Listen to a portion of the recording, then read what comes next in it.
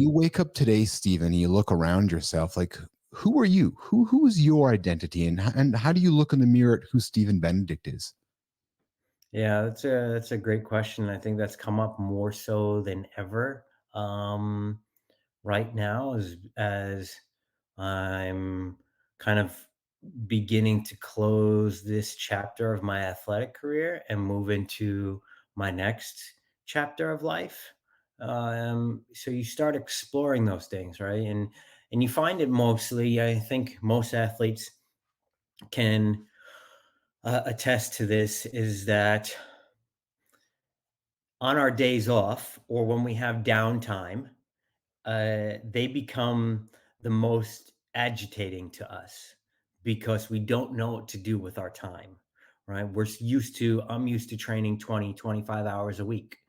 So if I have an injury or if I have a down week and that full-time training expenditure of energy and everything else kind of gets put on the back burner or it gets turned down, now we're at a loss of like, okay, we don't know how to slow down.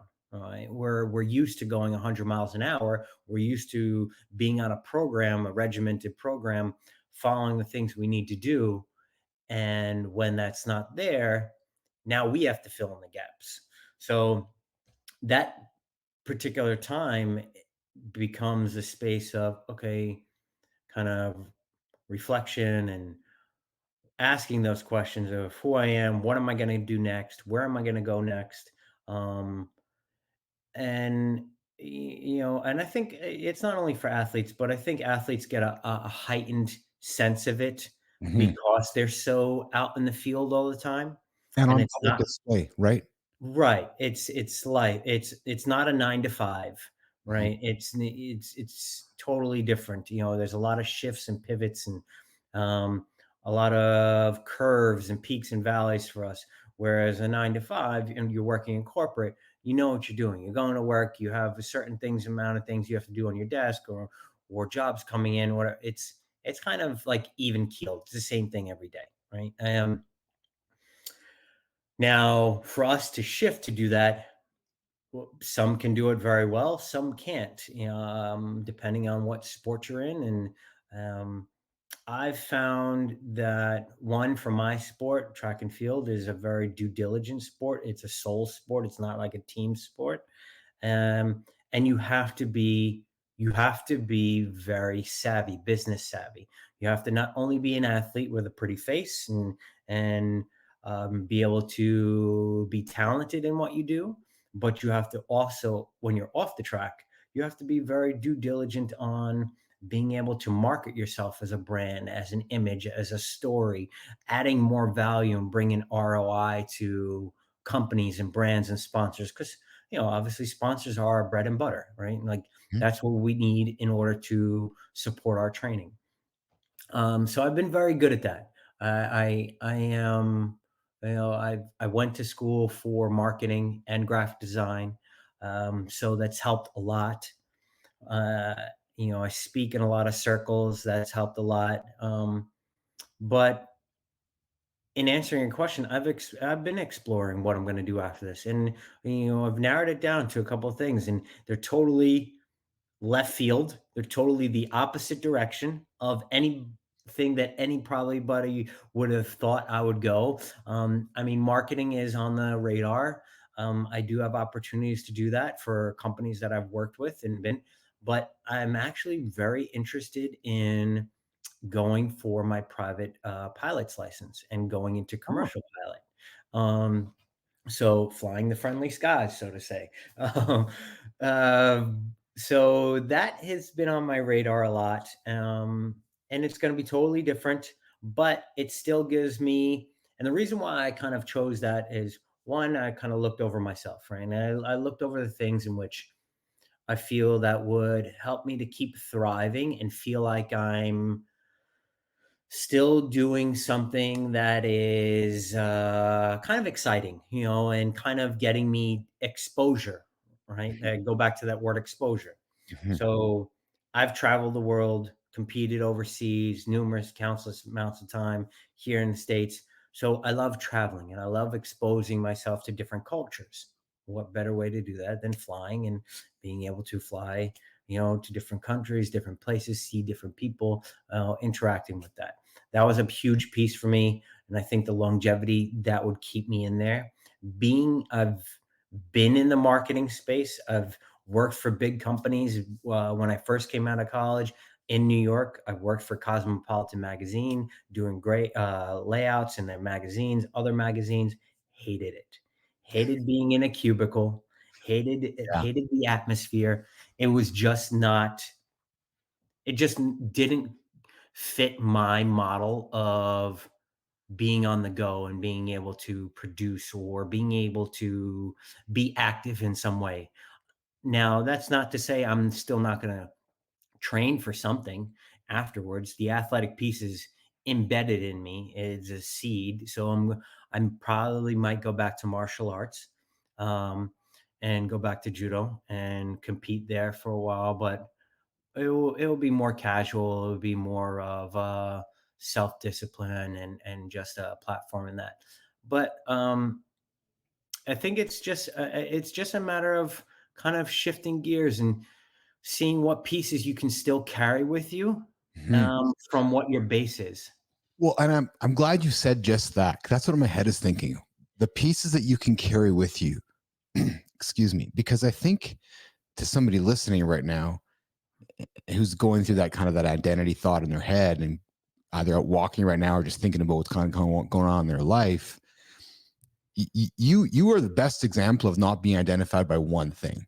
Like your Mhm, life, those identities you've carried throughout your life from birth, if I may say that, up until your age now, like you have a lot of.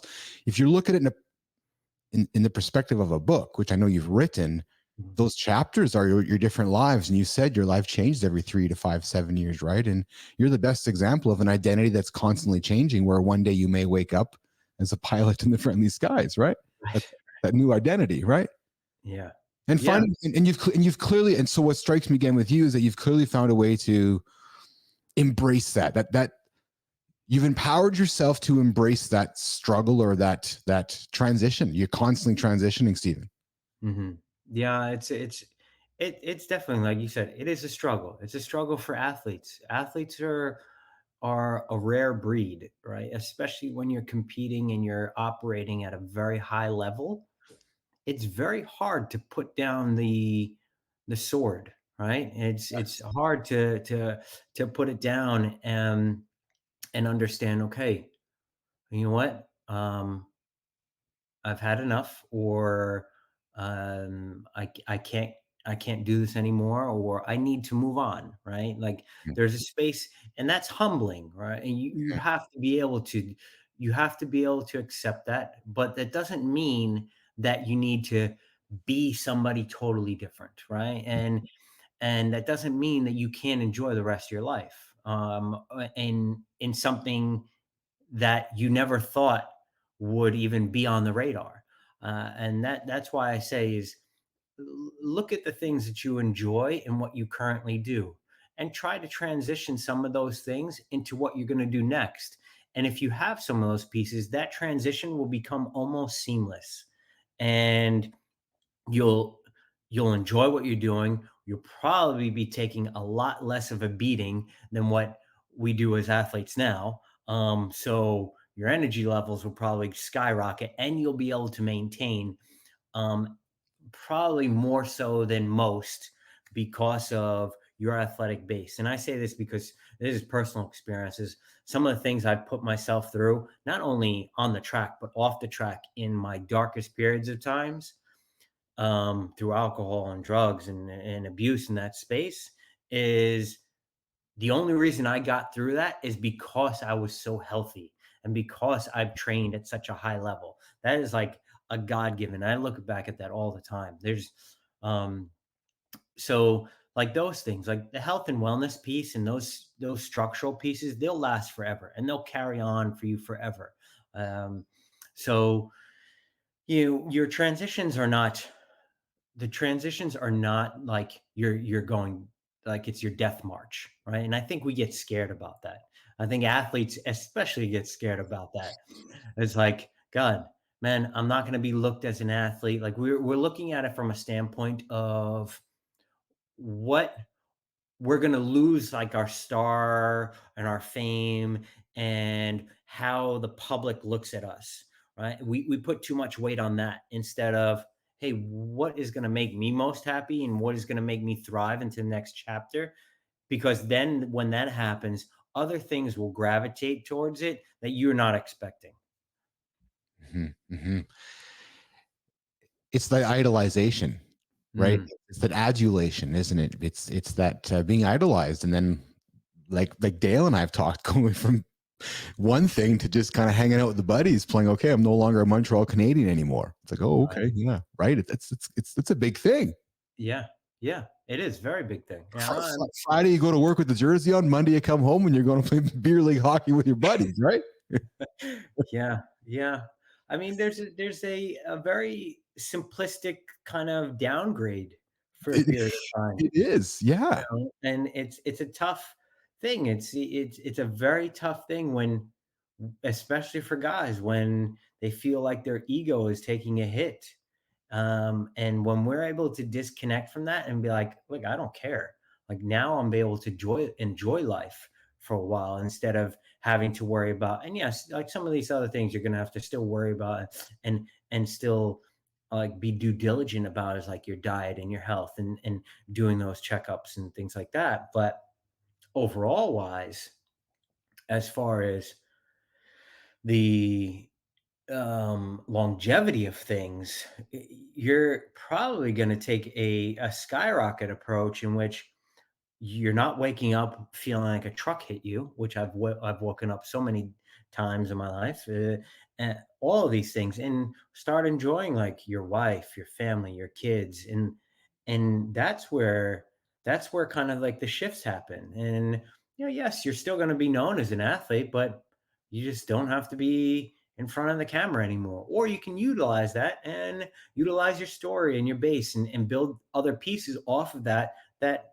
if you need that piece to still live, then you have books and you have things like, I would love my story to come out and to be put into, I'm searching and looking into documentary pieces right now.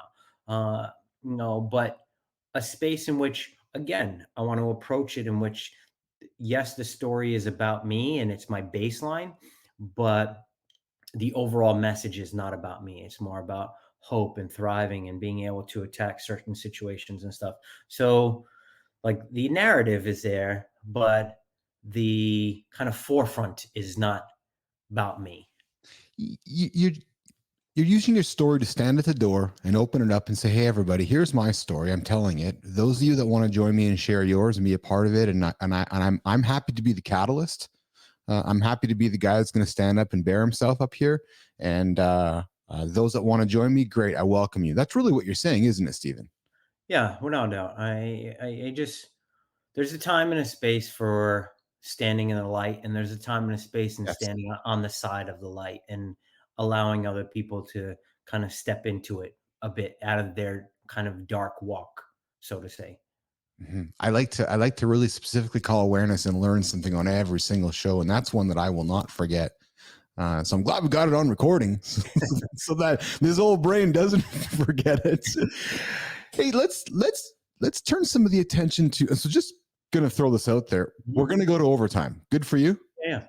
Awesome, because I don't want to stop. So uh, let's turn our attention to focus and determination, because that's Mhm. been obviously clearly a key hallmark in your life. Talk about how the focus and determination you developed in the track helped you in the face of personal challenge. Oh yeah. I mean, like I said earlier, track and field is a soul sport, right? There's no coaches. I mean, yeah, there you have our coaches, but there's no team. It's not a team sport unless you're obviously in college and you're doing like relays and stuff. But ultimately, it's a one-on-one sport. It's whatever you put into it, you get back from it. We run in lanes. I like to say for a specific reason. Like I'm running my race. I'm not running the person's race next to me. And when I do that, I take myself out of my own race model, which is best suited for me and how I accomplish things. So Um, every rep, like I said earlier, we train about 20-25 hours a week. I train 20-25 hours a week for a 20-second race, right? So you the numbers don't add up whatsoever. If you look at that in a big perspective, it's a short amount of time on the track, but a long amount of time in order to produce those types of numbers. Um, Hmm. and it's very incremental, and you have to be super patient and super focused constantly. My coach is taking cues on the track. I mean, literally, the coach will be in the middle of the field and we're going around the track, and he's yelling out split times as we're going around each 100, giving us cues and able to be in proper positions on form, striking the ground, relaxation, breathing, knowing our rest periods in between. It's not just running around circles, right? We're doing a lot of internal listening while we're actively implementing all of those things in milliseconds, right? Well, and I like that metaphor you used about the lane, because the lane is really a rectangle, isn't it, Stephen? Right? Let's put a close and an end on well, yeah, 200 meters. So it really is it's really a rectangle. So Yeah, it's a curve and a straight. yeah, so but everything for you to succeed has to fit in that curve in the straight. Right. Hmm. The moment you go outside that curve in the straight, you're not gonna. So that, to me, in the world of the Business Athlete Performance Lab, is this idea of structure and systems. Right. You have your structure, you have your systems. Again, we go back to the start of our conversation. It's not surprising now that I keep hearing you talk about this. You put Stephen Benedict in that box, that lane, that rectangle, boom, off he goes. Right? Really? Yeah, and it's a learn. It's you're learning something new every time, every season, and every coach that I've transitioned to. You have to learn a different. You have to be able to be open enough to Mhm. learn something new because every program is different, And and it takes comfortable time. with just incremental success. Sorry to interject there, but Yeah, comfortable with incremental success, right? Because it comes very slowly, doesn't it? very slowly, and sometimes even slower than you would like at on many occasions, especially when there's nuances of tweaks and minor injuries here and there early in the season and later in the season. These are all pitfalls that you kind of got to be able to be resilient enough in order to be patient, and also to climb out of in order to keep going. So there, I mean, there's a lot to it. There's a lot to, and that's just stuff that's on the track. That doesn't even Mm. account for the things that are off the track, things like recovery and diet and sleep and all of these things, and supplementation. So again, like I said, it's not just a one facet trick pony. You're not just going out there and running. And to be a business person on top of that. Hmm. Because as you said, what struck me, you're a professional track athlete. The moment you put pro is okay, I need to make money to be a track athlete. So I got to go get sponsors. I got to go get people to be my partners. This is so ironic or coincidental, whichever word it is that Alanis Morissette sings about. Because at the start of my show today, I talked about, said, hey, whoever wants to come join me and do some work in the lab, let's do it. Right. Because at the end of the day, you need partners to be that track athlete. Right. And to be a business person while being a successful track athlete, those other 22 hours, 23 hours of the day when you're not training, you're just a time management junkie, right? Productivity expert. Yeah, that's a big piece, and being able to utilize those hours are super important. And not every day. The days that you have like doubles, you're gonna have to just kind of take the hit and recover and take the downtime. But I really try to use them. I really try to follow up. I have other team members to helping me out, vet some emails and stuff like that, and website guys that are I delegate things out to. So you have to be efficient in that, and also be able to be smart enough to delegate those things and hand them off, because Mm. you can't do it all yourself. And that's a hard thing for me to do too, because I'm very micromanaging. And when I don't see, and this is a part of kind of the tough part of being an athlete at that level is, is that I'm, hey, this is the plan. This is what we plan to do. Now let's go execute and let's see some results on the back end, right? And when you have those conversations and some people are not as quick on the execution piece as you are, then it's like, all right, you know what? They're not getting it done. I need to jump in here and move this needle a little bit because I'm being impatient. And that becomes a rough relationship because you bring them on for a certain reason, for whatever talents they have, or you're laying some trust in them to get this done. And when it's not happening in your time frame, then you think that they're not doing their job well. Now, yes, there's a fine line in longevity and short time periods. So the patient piece there for me is a little tough, and I have to back off a bit. So if I can offer some brother to brother mentorship and Yeah, advice, please. I might have a couple of years on you in terms Yeah. of age here, demographic wise. I have learned pole to slow down, Uh-huh. right? And I've when I want to go fast, especially with maybe something that's frustrating me, I quickly try to create that awareness to slow myself down and just create some awareness of moment and Mhm. create some vitamin G and slow down even more so, and then don't make any decisions. Because in the past, I would go fast and then make decisions, and maybe I don't want to use the word regret. I'll use the word have learnings, right? Then you have learnings, right? So now I just try to slow down as much as I can, observe, and then make decisions at that appropriate time, right? And then make decisive decisions. Mhm. Yeah, I totally agree with that, and, we're A lot such a easier. yeah, we're a culture of, and especially if like you're working at a very high level, um, you're we're a culture of instant gratification Yes. instead of being patient and waiting for things to unfold. So yes, that is a piece I'm constantly working on and constantly trying to take different approaches to. So So if I'm giving you something today, Stephen yeah, Benedict, yeah, pole. I got this when I climbed Mount Kilimanjaro, and I learned in that one that it didn't matter how fast or slow I went, as long as I put one foot in front of the other. right. Eventually, I was going to make it to the top of the mountain, and I did. It wasn't, because I was always the guy who was trying to go faster, right? It's like, okay, it Right. was a good metaphor for me. It was a really powerful metaphor because it's a physical experience too, right, Stephen? Because you never look back after climbing a mountain. Have you ever climbed a mountain before? No, I haven't. You never look back after climbing a mountain because there's this physical, you got to go up and you got to come down. I've never met a human being who says, I sure wish I didn't go back and climb that mountain. I want to go back to the other side.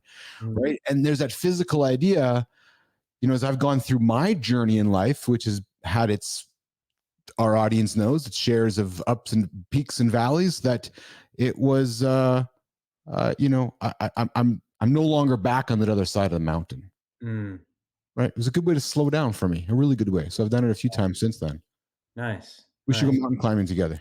Yeah, yeah.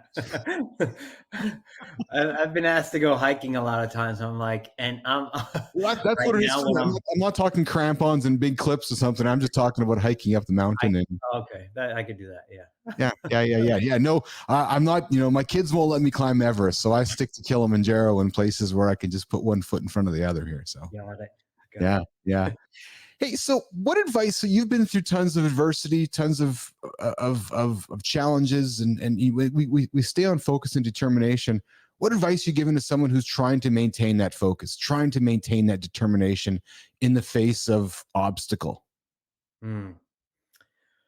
I would say celebrate the small wins along the way, and that keeps you in alignment of not getting ahead of yourself. I think as I said earlier, we're a culture of instant gratification, right? And Mhm. we forget to slow down, as you've stated so eloquently, is about slowing down means being able to revel in the moment and also understanding, hey, I was here a week ago and now I'm here. what did I accomplish in just a short period of time that week, and take a day to enjoy that, and know that the needle is moving ever so slightly even, but by the time the next year comes around, it's going to be totally different.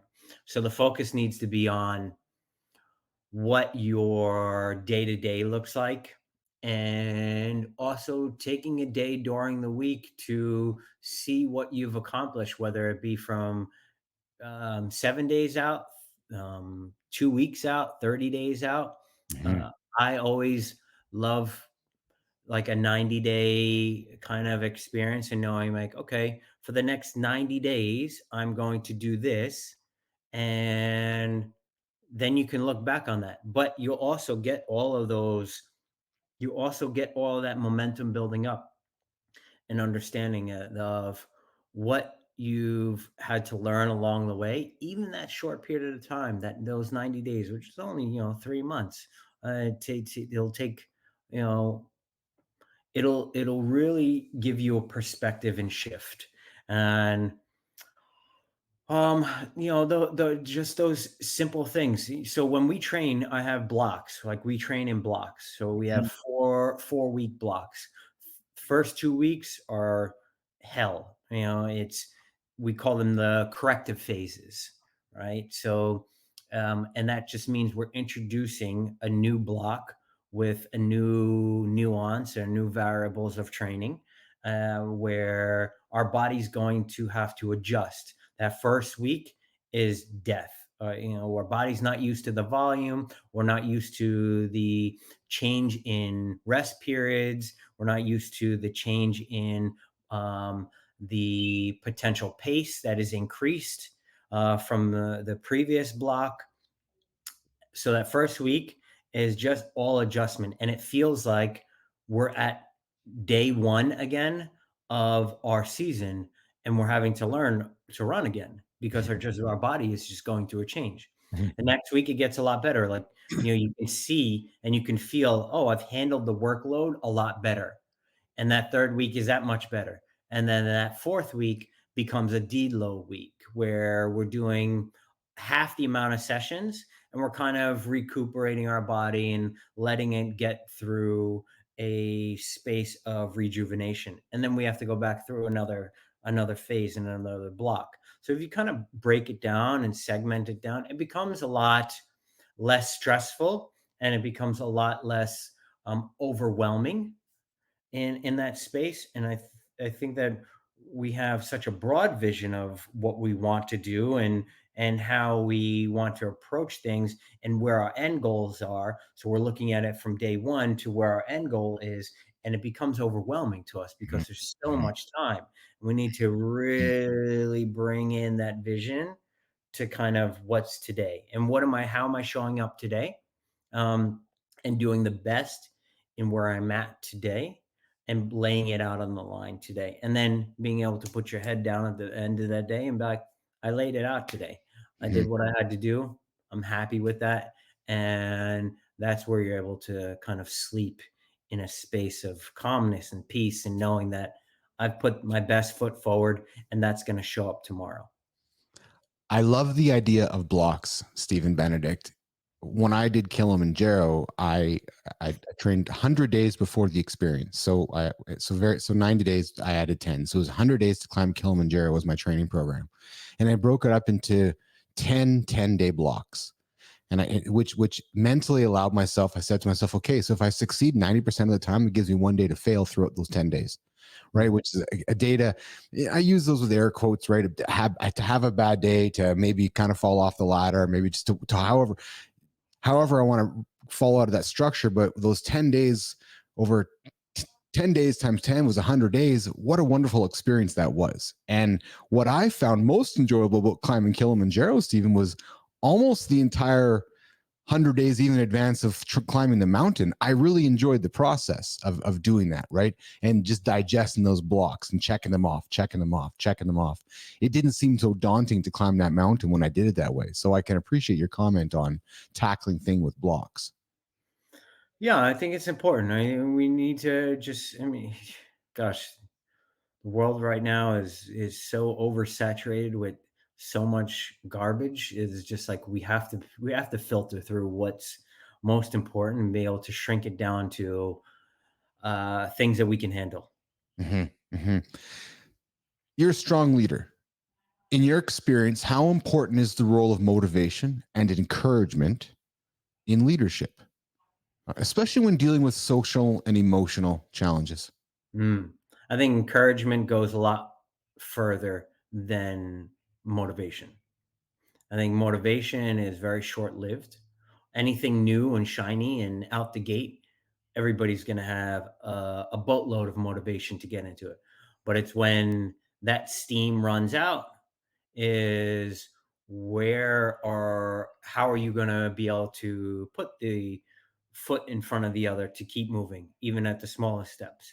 And that comes from encouragement, that comes from having good people around you, that comes from people speaking life into you, and being able to understand from a different perspective than your own, right? Because we're constantly in our own heads, we're constantly asking ourselves our own questions. We're constantly speaking to ourselves in a sometimes positive manner, but mostly in a negative manner. We're our own biggest critics, as they say. And to be able to step outside of that, or to be able to get a breath of life, or from somebody else from a different perspective, is super important. And that's where encouragement and affirmations, not affirmations, which is totally different. Affirmations are, things that are just spoken out in order to kind of give us that motivation. Affirmations are spaces in which we're speaking to ourselves from an emotional standpoint. Why am I feeling this today? Like, I have a list of things. It's like, why am I feeling so light on the track today? Why am I feeling so uh, um, strong on the track today? Why am I feeling like I'm the one to do this today? Those things strike questions in ourselves, which in subconsciously, our subconscious will go and seek out the answers automatically, and it'll put us in a space of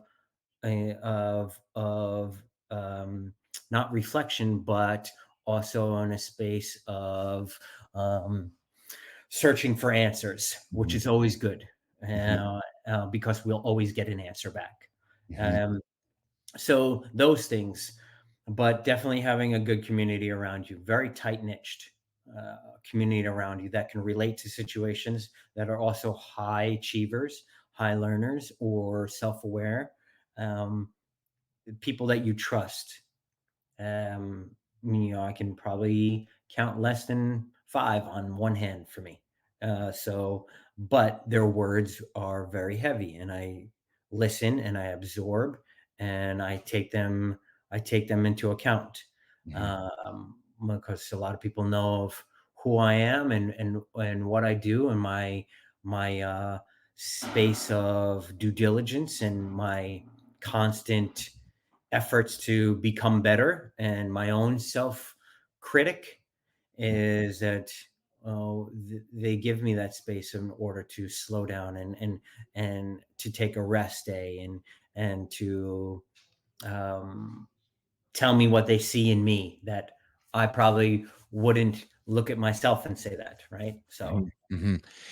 Encouragement is an underrated skill, isn't it, Stephen? It very really much is. so, very much so, very Yeah, much. it's often it's easier to discourage somebody or to beat somebody up and say, I often think of my son who's playing hockey, right? My 17-year-old boy. So he knows when he's messed up on the ice. Or he Hmm. knows when he's made a mistake. He doesn't need to hear from me or for anybody to any coach or any leader or anybody to say, hey, and beat up on that moment because he's not stupid. Right. Hmm. And I think most humans aren't. And I think the better, more efficient approach is just encouraging them to get through to the next moment, isn't it? Yeah, I think so. When you say that, is it one of my favorite verses comes to mind, is that it goes like, words kill or words give life. Choose your poison wisely. Yeah. Um, so Um, it's very true. I mean, and it's simple. It's very simple. Are that not only our own thoughts, but what comes out of our mouths is super important because we cannot take back the words that we say. And some people are very receptive in absorbing them and they believe things very quickly, Mhm, especially if they're repeated over and over and over again. And mhm, this is where parenting comes into a huge play when we're younger. We're super absorbent as children.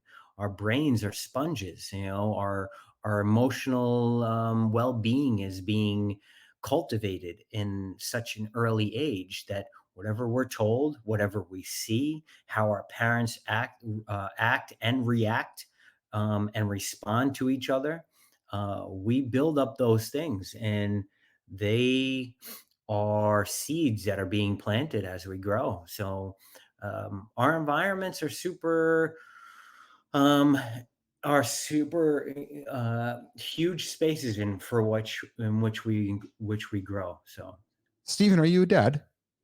I am not a dad, not yet, not yet. You use the word yet? Yeah, I would like to be. I would like to be. So Yeah. I bring it up. We had a dadpreneur on the show last week. His name's Di Manuel. He built a business around being a wonderful dad and sharing his journey, right? His challenges and his personal challenges. It's a great episode we did last week, and we mm, just talked about it. And I was talking about my vulnerabilities about being a dad and so forth. And I ask you that because knowing the experiences that you have had throughout your lifetime, I can imagine you're going to be a pretty exceptional father. I appreciate that. I appreciate that. Yeah. Yeah. So what's next for Stephen Benedict? Is it going to go flying an airplane, or what's in the next 90 days for Stephen?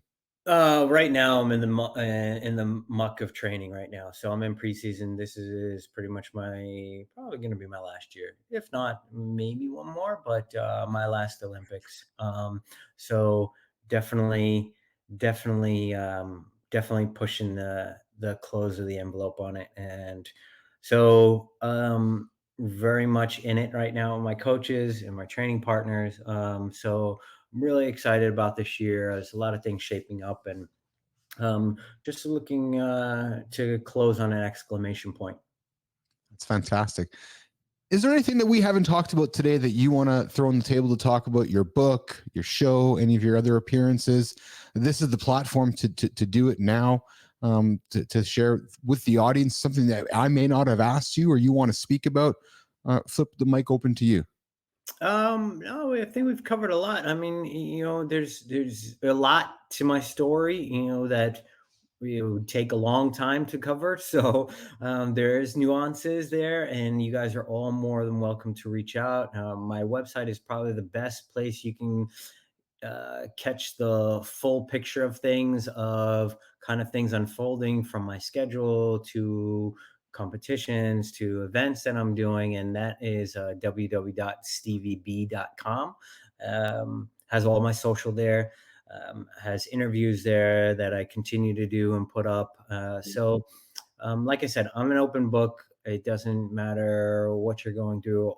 Everything is confidential. If you email me, you have nuances of things that you want to discuss personally. That's fine too. And also big in the health and wellness space, coming out with programs as far as structuring what life should look like and what are your four pillars in what you should be focusing on, and just throw those out there for you. And the most important things when you look at yourself and structure your health and wellness space is your awarenesses. I throw them out there all the time. It's the four pillars of awareness in which I'm kind of cued on and kind of noted on is your self awareness, your spiritual awareness, your mental awareness, and your emotional awareness. All Mhm. those things in alignment will help you to thrive and help you to just be a better person for you, and you show up on a day to day basis. So that's kind of things in a nutshell. You definitely are a business athlete. Those 4 pillars of awareness are part of our content pillars as well, said in very much similar fashion. I'm flattered that I was able to have you in the lab here today.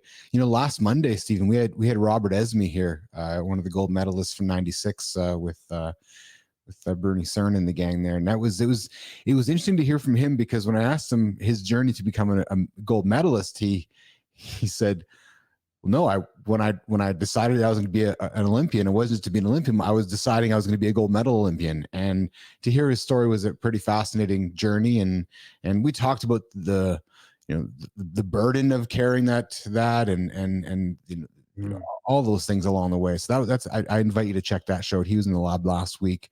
So I'm again excited that we had you here today in the lab. I would welcome you back to continue part 2.